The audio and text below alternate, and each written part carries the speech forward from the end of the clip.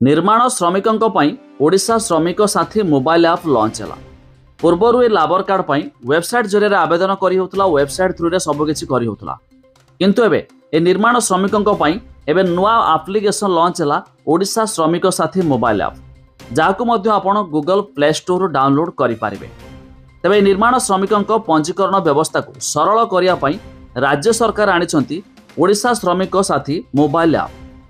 आंतर्जातिक श्रमिक दिवस अवसर में मुख्यमंत्री मोहन चरण माझी यार शुभारंभ करथिले।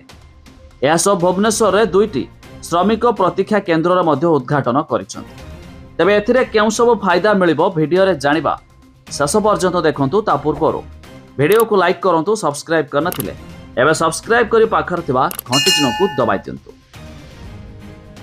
देखंतु श्रमिक दिवस रे सरकार आनिले श्रमिक साथी मोबाइल ऐप।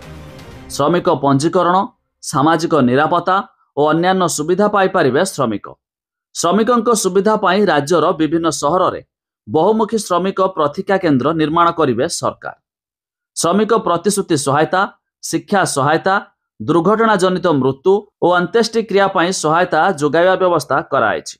श्रमिक माने निरविच्छिन्न जोग श्रम मध्य देई आसुछंती। कन्या विवाह योजना रे श्रमिक मानक झियो विवाह पाई 50,000 टଙ୍କା सहायता राशि जोगाई दिया जाउछि, जहा फल गरीब श्रमिक निज झियो विवाह कराई पारिबे।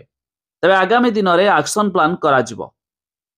तबे ये सब मध्य श्रमिक साथी मोबाइल ऐप जरिया आपण माने करि पारिबे, जहाकु आपण चाहिले प्ले स्टोर रो मध्य डाउनलोड करि पारिबे। तबे आपण भी डाउनलोड करिया पई एई वीडियो रे डिस्क्रिप्शन रे लिंक अछि, आपण माने जाई मध्य डाउनलोड करि पारिबे।